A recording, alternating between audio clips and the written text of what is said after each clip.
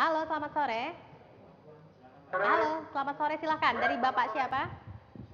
Silakan dari Bapak siapa, Pak? Silakan.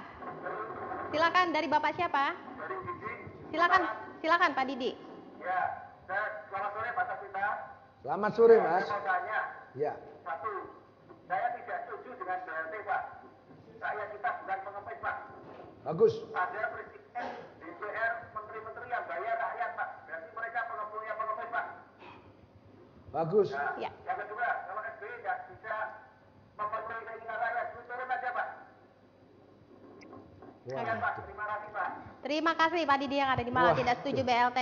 Saya kalau minjam istilahnya Pak Harto mendengar pertanyaan rakyat ini miris saya. Miris. Sudah minta SBY turun karena dikatakan jadi pengepul pengemis. Ini rakyat yang bicara ini betul-betul udah stres berat. Betul. Jadi kalau menurut saya kembali memang BLT tadi sesungguhnya tidak pada tempatnya. Uang 150.000 yang katanya Menko Polhukam jumlahnya semua nilainya 25 triliun. Tapi kalau dibagikan sekian juta rakyat yang dianggap tidak mampu hanya 150.000. Itu orang minta di perempatan mana Jalan Ijen atau di depan mall-mall itu aja. Itu sehari ada yang bilang pada saya kalau dapat 100.000 aja kecil omsetnya. Jadi bisalah 150.000 itu dapat. Jadi apakah perlu BLT itu harus diberikan dalam jumlah yang setara dengan hasil mengemis satu hari? Ini perlu dipikirkan dengan serius oleh Pak Hatta Rajasa. Coba, Menko Perekonomian itu menyandang gelar Menteri Koordinator Perekonomian yang tidak hanya mikir ekonomi negara tapi juga harus mikir ekonomi rakyat. Kalau 150.000 sehari berarti lebih besar dari yang saya katakan tadi. Sebulan harus BLT-nya itu 4,5 juta. Iya kan? Iya. Nah, kalau per keluarga itu dapat subsidi BLT 4,5 juta, saya kira itu luar biasa itu. Nggak usah lah kita takut ada demo buruh lagi.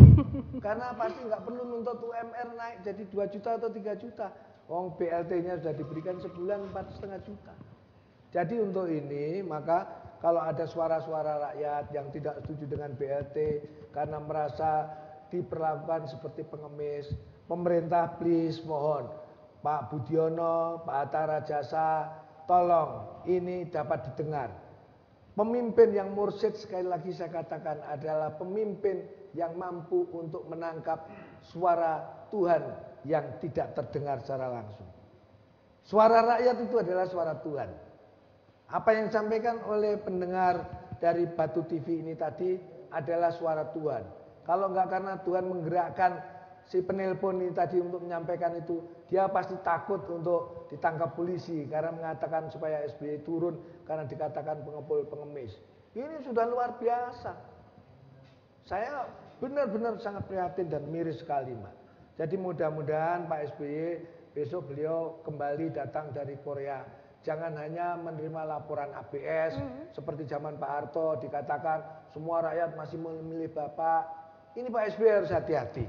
Belajar dari sejarah. Bung Karno kuatnya seperti apa juga jatuh karena people power. Pak Harto yang menguasai dominasi Golkar di DPR, ya seperti apa pada waktu itu. Dan bagaimana TNI kepada Pak Harto. Kalau diperintah pasti bela mati Pak Harto. Itu juga jatuh karena adanya people power. Jadi ini betul-betul suasana yang sungguh 1 April ini sangat-sangat memprihatinkan. Dan ini bukan April Mop kayaknya kalau saya duga.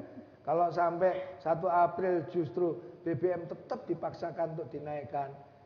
Waduh rek, nggak bisa membayangkan saya. Saya jadi orang Jawa Timur ini rasanya miris betul. Lebih nggak di Jakarta aja. Saya pulang aja ke Pare aja lah. Untuk dikir aja di masjid lebih tentrem hati saya. Nggak usah mikir urusan negara dan sebagainya. Wes cek noai. Ben dipikir karo sing wis digaji karo rakyat itu. Ya, saya terima lagi yang bergabung. Halo, selamat sore.